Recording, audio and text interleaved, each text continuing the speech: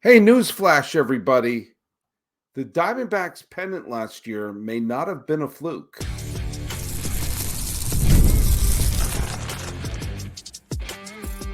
You are Locked On MLB, your daily MLB podcast. Part of the Locked On Podcast Network, your team every day. Hello, baseball fans. Welcome to Locked On MLB, part of the Locked On Podcast Network, where it's your team every day. This is the daily podcast. We talk about all of Major League Baseball. I am your host. My name is Paul Francis Sullivan. If you don't believe me, how could I have a lower third where I'm called Sully? You can follow us at Locked On MLB Pods on Twitter or whatever it's called now. And on Instagram, I'm your pal Sully. I'm at Sully Baseball at the aforementioned Twitter.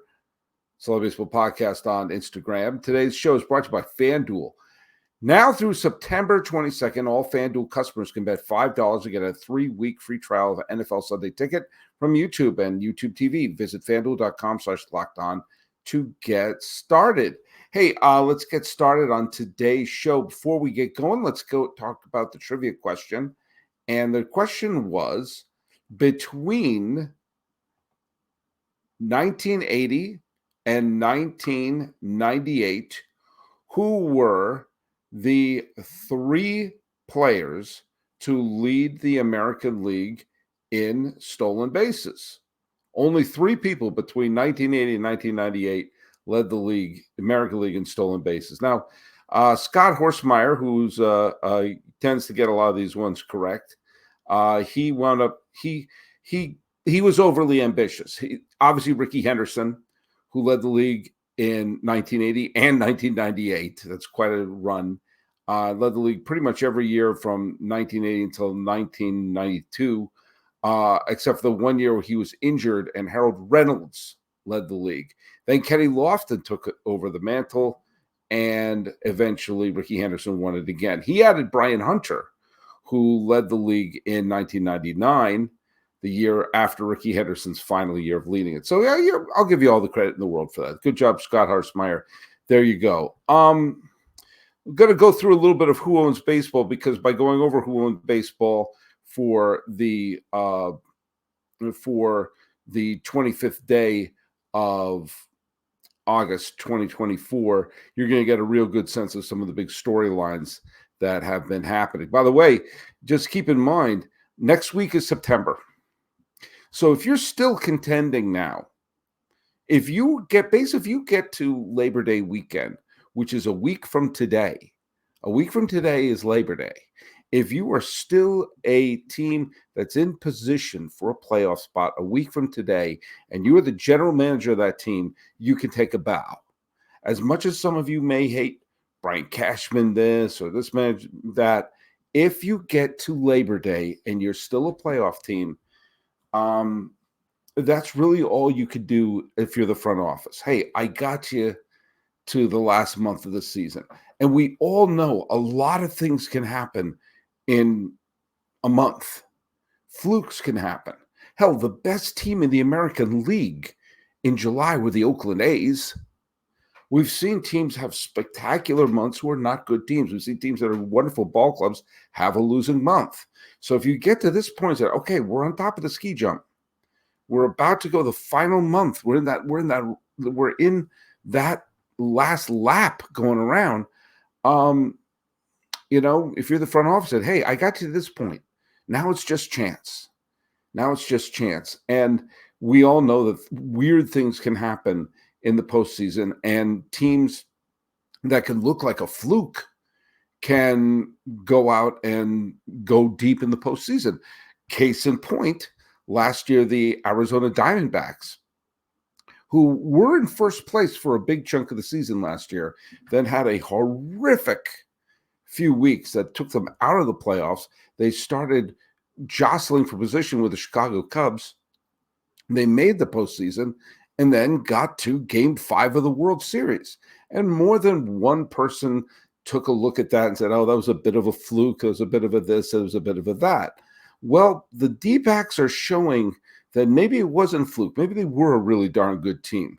One of the people who own baseball on the 25th day of August was Eugenio Suarez, who had a 4-for-4 game, including the go-ahead home run, and the Diamondbacks swept the Red Sox in the 7-5 final. It basically torpedoed any realistic hopes for the Red Sox to be a playoff team.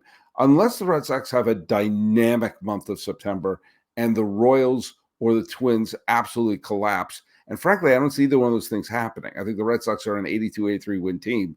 They're better, but they're not great. I think the American League playoff teams are pretty much set in stone.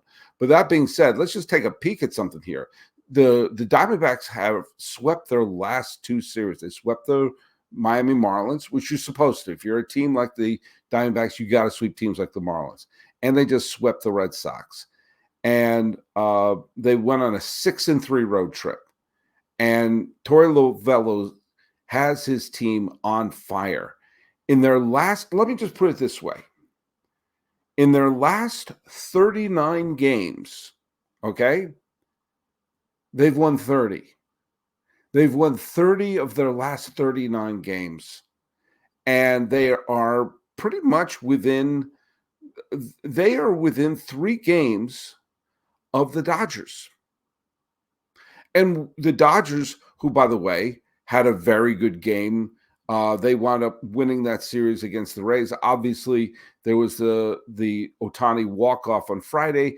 The Dodgers lost a heartbreaker on Saturday, but Gavin Stone helped pitch, and the Dodgers came back to win on Sunday. Gavin Stone was brilliant, and they remain 3 games ahead of the D-backs. But we've seen that the Dodgers, because their pitching staff is not quite as deep. Yamamoto is taking a rehab start, so maybe he'll be back. That'd be a big welcome back. But the Diamondbacks could clinch the West. By the way, don't completely count out the Padres either. They're a bigger, I guess, underdog in the and a wild card, and they're certainly going to be a team in the playoffs. Jackson Merrill hit the walk-off home run against the Mets. By the way, the Mets are technically within striking distance of the Atlanta Braves, and it's helped the Mets that the Braves lost again today. But man, the Padres are just so very, very good, and the Diamondbacks are very, very good, and the Dodgers have the best record in baseball. So that West is going to be something. This could be the year a third-place team could win the World Series. If the Padres won the World Series, would anyone be stunned the way that they've been playing? And isn't it about time we just get rid of the divisions and just have them ranked? I mean, the Padres aren't a third-place team. They could be the third best team in the league. I mean, let's get rid of places and just rank them, just seed them. But I digress. Speaking of outstanding, Aaron Judge. It's funny, on the broadcast on Saturday, Susan Waldman, the radio announcer for the New York Yankees, kept talking about how absurd it was to be talking about things of he's on pace to do this, he's on pace to do that, because what if he hits 3 or 4 in one game? Or what if he goes a week without hitting a home run? Well, Aaron Judge is on pace to hit a lot of home runs because he homered twice again today. He's supposedly on pace to hit 63, which would break his American League record. Is Roger Maris Jr. still following him around, or have we put him out to pasture? I'm sorry, I'm tired of seeing him. But Aaron Judge, man, in a year with a lot of big stars having big seasons, and the Yankees having a bizarre up and down season, where the first third they looked like a pennant winner. The middle third, they looked horrific. And now the third third, the Yankees look really good again. And it would not stun me if the Yankees went to the World Series this year. But Judge, holy cow, he is absolutely tearing it up. He owned baseball again. He leads the American League in that particular fake metric that I've created. But yes, he is it's Aaron Boone's world, and we're currently just living in it. By the way, the last person who owned baseball on Saturday was Kevin Gausman. For the second straight day, a Blue Jays pitcher absolutely dominated the Angels. This time, Gosman didn't take a no-hitter in the ninth, but he did pitch 7 innings, 2 hits, 1 run, and he struck out 10 Angels.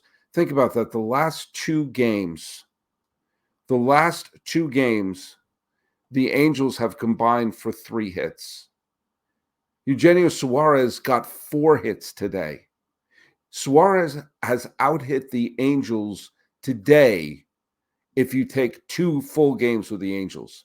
And by the way, with the A's beating the Brewers and avoiding a sweep there, now the Angels are not only in last place by themselves in the AL West, they're by themselves by 2 games. And they play in a division where there's a team that's not trying. Not the players on the A's, but the management of the A's is not trying. They're trying. It behooves them to have an empty stadium because it makes their case better to have them leave Oakland. And still that team is ahead of the Angels this year. So as I said the other day, naturally, they extended the general manager's contract because, why not?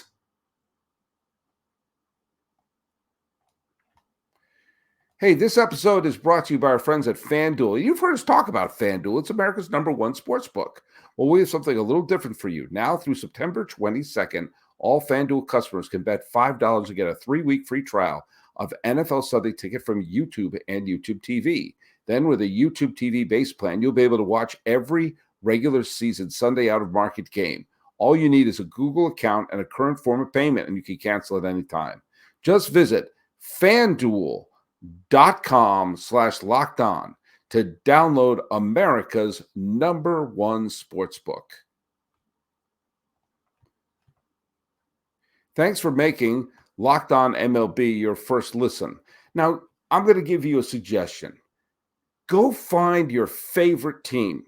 Go check out all the great shows on the Locked On Podcast Network. The hosts are terrific, and their takes are fantastic. But if you really like what I'm doing here, then I got a treat for you. Go subscribe to Locked On A's, because this year I'm hosting not just Locked On MLB, but Locked On A's. I'm doing double duty this year. Say that 3 times fast.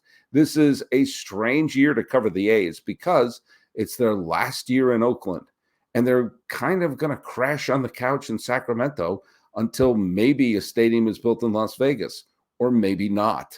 Maybe they'll be in Sacramento for 30 years. I don't know. Neither do you, but we're having a lot of fun talking about it on Locked On A's. It is available wherever you get your podcasts and on YouTube. It's part of the Locked On Podcast Network, where it's your team every day. By the way, putting a button on Who Owned Baseball, Cody Bradford got the half wobs would be Ian Happ, who got 3 hits for the Cubs, but they lost to Miami. You can't lose to Miami if you're trying to crawl your way back into this playoff situation, Cubbies, and that does not look good. Cody Bradford pitched terrific for the Texas Rangers, but they were doubled up by Cleveland 4-2. We'll get into Cleveland in just a minute here. Reynaldo Lopez struck out 7 Nationals in 6 innings, allowing only 1 run, but the Braves lost 5-1. And Andrew Vaughn played well for the White Sox, but they're now a 100-loss team. There's still a week to go in August. This team could lose 120 games. Do you see them avoiding 20 more losses? This is an extraordinarily terrible team. And I predict that they will be good before you're expecting it. I'm just saying. The Guardians, they won a game they were supposed to win against the Texas Rangers. And let me tell you something. The Guardians have made their fans a little bit nervous because they've allowed the Twins, but especially the Royals, to just start to creep back into this. And there was a real possibility that the Royals could have caught the Guardians if the Royals had a little bit of a better weekend. But they dropped 2 games, and the Twins, oh my God, the Twins absolutely torpedoed, put a bazooka to their foot, because in a game against St. Louis on Sunday, it looked like they were setting up a game-winning double play in the top of the 9th. Instead, they threw the ball away, and let the tying and go-ahead runs come in, and Minnesota lost that game. If they had won, they'd be only 2 games out. But as it stands, this is going to be a very interesting week for the American League Central. Kansas City and Cleveland play 2 games. They play a doubleheader. And if Kansas City winds up getting the better, if they wind up winning both games of the doubleheader against the Cleveland Guardians, they could pull to within a game. And if Minnesota wins and Kansas City does that, they could pull within a game and a half. In other words, leading up to Labor Day weekend, we could really start to see an American League Central that is completely crashed together. Now, that being said, Cleveland could put some distance behind them. Right now, 3 games separate them. If Cleveland plays very well, they could push Kansas City to 4 or 5 games back and put themselves in a position where it wouldn't sew up the division, but boy, oh boy, would it make it a hell of a lot harder for Kansas City to catch them and for Minnesota. So we're going to see something, because there have been times this year where Cleveland looks like the best team in baseball. And there's sometimes they've looked very, very vulnerable. In a way, isn't that the story of baseball in 2024? Virtually every top team, think about it. The Yankees had that middle part of the season where they played White Sox level baseball. The Guardians at some point looked like they were the best team in the league, and then sometimes looked like they could get out of their own way. Houston started the season horrifically. Baltimore has had huge slumps. And when the Yankees went on their big slump in June and July, Baltimore couldn't take advantage of it. Kansas City has had their ups and downs. Minnesota's had their ups and downs. Obviously, Seattle has had moments where they look like world beaters and moments like right now where they're a single game above 500. And Boston has had some very strong stretches, and right now they're on a 3-game losing streak. The Dodgers sometimes look like they're destined to win it all, and sometimes look like their pitching is so horrible that when they had Old Timers Day, they looked like they were about to ask Koufax and Valenzuela if they can throw a few innings. The Phillies, for the most part in the season, has looked like the best team in baseball. But boy, oh boy, they've slumped from time to time. Milwaukee has been the most steady of all the leaders. But does anyone look at them as an all-time terrific team? No, they look like a 90-some-odd win team. Good enough to win the division, and maybe with a few good weeks, good enough to win the pennant. The Atlanta Braves at some point look like world beaters, and other points look like sub-500 teams. And Arizona and San Diego are playing like absolute world beaters. But remember, both teams got off to bad starts. So there's been massive amounts of inconsistencies on all the teams here. And if this happens to be that week where Cleveland gets their act together, focuses, and clobbers the Royals in their home park, they could give them some distance. If Kansas City gets their wish granted, then they could realistically make a run for the division title just a year after they lost 106 games, which should be music to the ears of White Sox fans everywhere to think, oh, well, maybe there could be hope for us 100-loss ball clubs. All right, let's hear a little bit from our good friends over at Supply House. You know all about Supply House right now, don't you? You should. Now, order supplies from the website that's made for skilled trades. Find thousands of parts from hundreds of brands in just a couple of clicks at supplyhouse.com. Supplyhouse.com gives you 24/7 access to a huge selection of plumbing, h-vac, and electrical supplies with fast delivery anywhere in the United States. Need help with an order? Get industry-leading after-sales service from their friendly and knowledgeable customer support team. Talk to a real person every time. And there's great news for plumbers, technicians, and contractors. Being a pro has its perks. Trade industry professionals can join their free TradeMaster program for free shipping and serious discounts on every order. Over 100,000 pros already trust the Trademaster program to deliver results.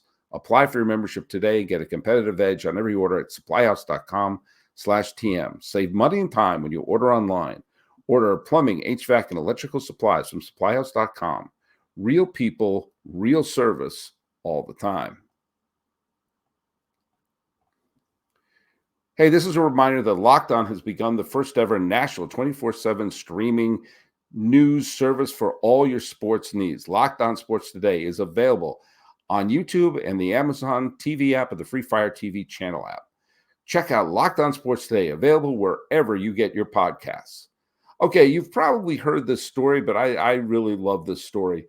The Red Sox and the Blue Jays are playing a game that was suspended on June 26th. It was rained out. They were only in like the first or second inning, and they're going to pick up the game. Now it's weird. You would think that at that point they said, "You know what? We're rained out. We'll just start the game again." But no, they're suspending it, and I love suspended games. I do. I absolutely love them because it's weird. You're starting the game off at like the second or third inning. I love it when a starting pitcher comes in. You look at the box score, it's really banana boats. Well, this game is going to be extra banana boats because Danny Jansen, the catcher for the Red Sox, is going to bend time and space because this is a game that was played on June 26th, and they're picking it up 2 months later. The catcher for the Blue Jays, when they played the game on June 26th, and in fact, the person who was coming up to bat when the game was called and suspended was Toronto catcher Danny Jansen. Danny Jansen no longer plays for Toronto. He plays for the Red Sox. And Danny Jansen is going to be the starting catcher for the Red Sox tomorrow. So I'm going to open up MLB right now. But as it turns out, you're going to see Danny Jansen is scheduled to come up against Cutter Crawford, but he can't come up because Blue Jays catcher Danny Jansen currently plays for the Red Sox. Now, the catcher that day was Reese McGuire. But McGuire is not on the roster. No, he is on the roster. That's right. I thought he was injured for whatever reason. Either way, Jansen's going to come and replace him at catcher. So Danny Jansen is going to play for both teams in the same game. It's not happened before, and I love it. I love weird things like that. I love weird glitches like that. I love anything in baseball that's weird, strange, and unusual. Why? Because it makes life just a little bit better. Hey, before we wrap up, I want to also point out a couple of things here. The Pittsburgh Pirates recalled Brady Feigl, and I do not believe he did not pitch in the game.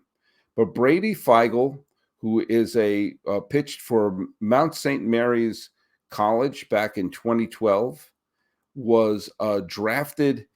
Was he? I don't think he was drafted. I think he was just signed as a minor league free agent. But he was part of the Atlanta Braves organization from 2014 through 2016. He got as high as AAA. He pitched a game for Gwinnett in 2015, but didn't get the call. Later, he went to Texas, the Texas organization. He got as high as AAA, where he actually pitched well out of the bullpen for Round Rock in 2018, but he never got the call. Later, when Texas moved their AAA team to Nashville, he pitched well out of the bullpen for Nashville in 2019. He never got the call. He was out of organized baseball for a few years, played independent leagues in places like Lexington and Long Island. This year, he got signed as a minor league free agent for Indianapolis, where once again, he pitched well out of the bullpen. And now he got the call. 33-year-old rookie, Brady Feigl. I can't wait to see his major league debut. And baseball needs to put stories like this front and center because they put the proverbial lump in your throat of never giving up your dreams. He was drafted, he came out of college and never became a star, but he's going to be a major leaguer very soon. By the way, someone who was a star and a major leaguer is celebrating a birthday today. David Price. David Price was the number 1 overall pick in 2008 by the Tampa Bay Rays and went almost directly from Vanderbilt to the major league roster. In fact, he was the man who was on the mound to clinch the 2008 ALCS for the Rays over the Boston Red Sox. And eventually, he checked every box you probably ever want to have as a major league starter. He was one of the last aces, true aces that we've had in baseball, someone who would give you 200 some odd innings and 30 some odd starts a year. He was a workhorse. He won the Cy Young Award with the Tampa Bay Rays. And in 4 straight years, he played in the postseason with 4 different teams.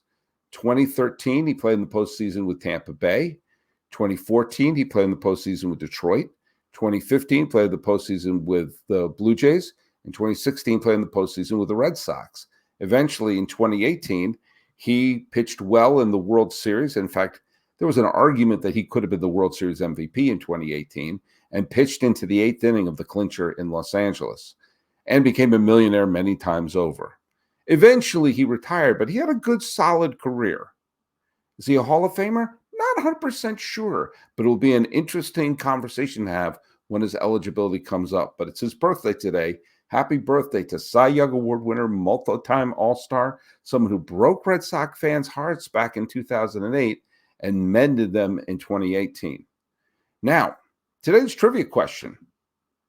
The year that David Price was drafted in the first round, that same draft included 3 other future Cy Young Award winners. Who were the 3 future Cy Young Award winners who were part of the 2008 draft? That is your trivia question for today. So follow us at Locked On MLB Pods on Twitter or whatever it's called now. And on Instagram, I am your pal Sully. I'm at Sully Baseball on Twitter, Sully Baseball Podcast on Instagram. Giving the Diamondbacks their due. That pennant last year may not have been a fluke. This has been Locked On MLB. I am your host, Paul Francis Sullivan. Please call me Sully.